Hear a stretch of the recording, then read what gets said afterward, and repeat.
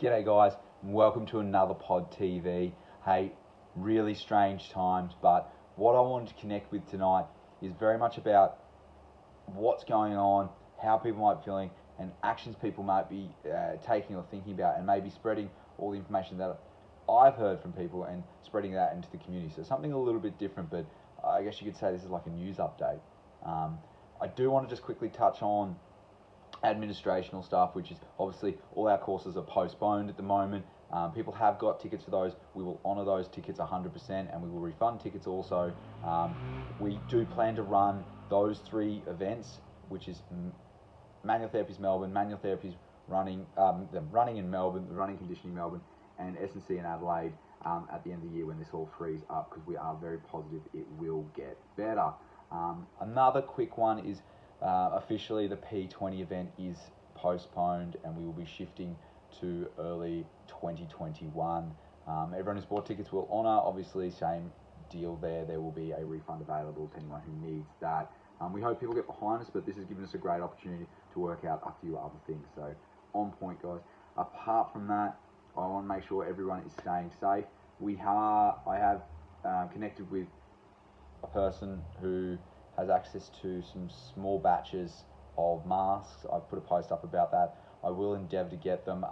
Just to be really clear, there's no profiteering by us. We'll take no money of it. We just want to bring it from them to the group and sell them at the best price we possibly can. But unfortunately, supply and demand has pushed those prices up to nearly $1 to $1.50 to $2 a unit, even for the basic. So I apologise for that, but I'll put it up there, put it to you guys, and if you want to do it, we'll find a way to make it happen. And to anyone else who has any resources available, like Ned said he's got some masks available, feel free to share, because that's a really wonderful thing you can do for everyone. So at the moment, really importantly for a lot of businesses, we've seen the government's released the supplement for pay, about $750 a week. I believe it's if your business has dropped 30% in business.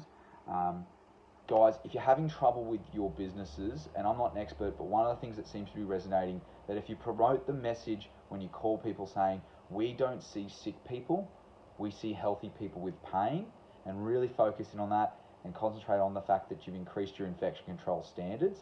And our infection control standards actually were very much suitable as they were, and if you've increased those, even better. If you focus on that with the patient and really make sure that value comes across, you will find that patients will be willing to come in, and that's super important. And if they're not, make sure you're adding them to a recall list that picks them up in about a month or 6 weeks time, because these people will need that care and they are looking for it. Now, in saying that, I'm not saying people should be out and doing the wrong thing, but you know, we have businesses and livelihoods, and that's, I guess, the angle I'm taking there. I know that everyone out there is doing the right thing, and podiatry clinics are probably some of the safest places you can go. I will make a quick point. That little spiel doesn't work as well if you are out of a medical centre, unfortunately, because you do there is sick people there, unfortunately, if your centre's not moved completely to telehealth. Great segue, telehealth. The P20 group we organised, particularly I'll credit Josh, trust Scott heavily with this, a telemarketing, which you can see, a webinar which you can see on p20.com.au. It's free, it's at the top of the page. It was just under an hour's worth of talking effectively from Damien Goff from Virtual Podiatrist, Jason from Clinico, and I'm really sorry, another gentleman who knew lots about the codings and stuff like that. Sorry, I completely slipped my name.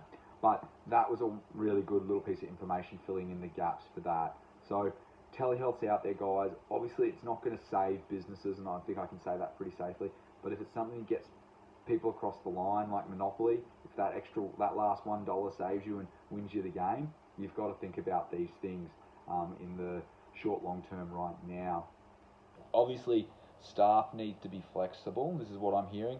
There is some people out there who have lost their jobs, really unfortunate.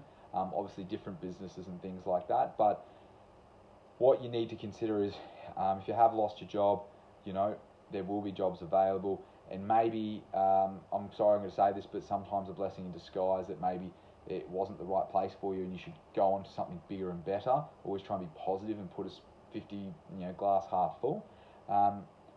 guys, you can take days without pay, you can take sick leave, you can be made redundant, but you lose your job, your contract. Yeah, you get paid out your holidays, but you might not have a job in 6 months' time, or that contract's not there.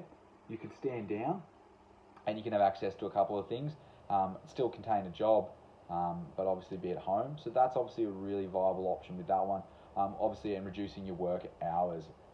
So I've taken, it's not no sacrifice by me, I guess you could say, but I've taken a day without leave because I had no pay today, and I felt that's how I can be flexible around the business I work in. Now, it's the little bits that count, I hope.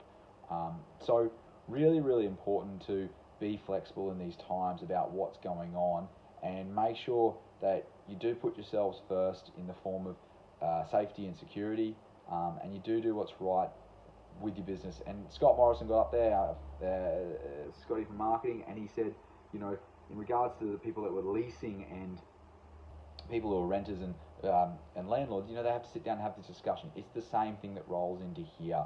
So make sure you are keeping a really open discussion about that with your bosses and what you feel is the best for you. Like, I have income protection actually at 2 levels. So I'm not saying I'm absolutely safe to death. I actually have a mortgage pending, which I can't, you know, it affects that if something like that happens, but I put that in place a long time ago. Make sure you've evaluated your situation and gone and been really honest and upfront with your boss with that one. The other one that I really want to talk about in segueing to that is being upfront about if you have symptoms. If you have any symptoms, a sore throat, constant headache, fever, coughing, whatever, anything like that, I hope we're all being really honest. And there is a level of anxiety about it. I've spoken to a few people who actually know someone who's got contracted COVID-19. He's asymptomatic, thankfully, but not podiatrist. But let's be really, really honest with our businesses, because if you go in there and you do spread that, unfortunately your business will find their doors shut, and that could have a much more detrimental effect long term. So please keep those discussions really, really honest. And there is a level of anxiety about this, and that's my final segue. Is I've shared a video from Beyond Blue with Sean Towner from Pods Equity. I know Joe Brooks is very passionate about Beyond Blue as well, his personal circumstances. These guys are out there, and you can probably reach out to them and have a discussion, or they can direct you to someone who can help. But talk to your friends and mates, maybe even talk to people outside your circle if you are feeling anxious or anything like that, because these are some tough times we're going into, and we haven't seen the worst of it yet, I doubt, but I am keeping a really positive mind that we will get through as a profession, and I think people will get through, and we'll all come out better at the other end. So guys, I want you to be positive about this. I want you to be positive with your patients. Don't accidentally fearmonger with them. Don't try, I know it's the only thing we can talk about, but maybe if you can try and avoid talking about it, do your best to do that. And you know, and spread a positive message.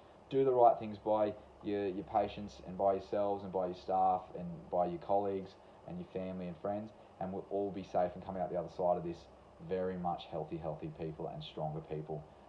So final capping up, we are looking at acquiring a mask source for some large small batches. There is a post by Ned who has some masks if you need them. If you do have any resources, guys, we can get a hold of anything. Please reach out to anyone in your community or on the Bridge Gap page and let people know we've got that. Reach out to your support networks and make sure you stay mentally and physically and safe and healthy, because they're going to be the strongest thing here. And if you are really worried about your position, be honest. Be honest with your bosses and what you would like out of it, and hopefully they'll return that, and bosses return the favour in the honesty, because that's what's going to get us through in the end. Honesty. Everyone needs to be honest about the symptoms and how they're feeling and how they're going and how they feel about seeing that patient that says they do have a cough. If that was going to be something that is going to happen, or someone coming into the clinic with a mask on, does it make you super anxious? All those things need to be weighed up, and you need to do what's best for everyone around you and yourself. So hopefully that gives some people a little bit more idea of what everyone else is feeling around the shop. I'm no expert, I'm not the source of this information, but this will give you some direction on what to do. And apart from that, guys, I will see you next week at Journal Club, Monday night, about short foot exercises and ankle instability. And I look forward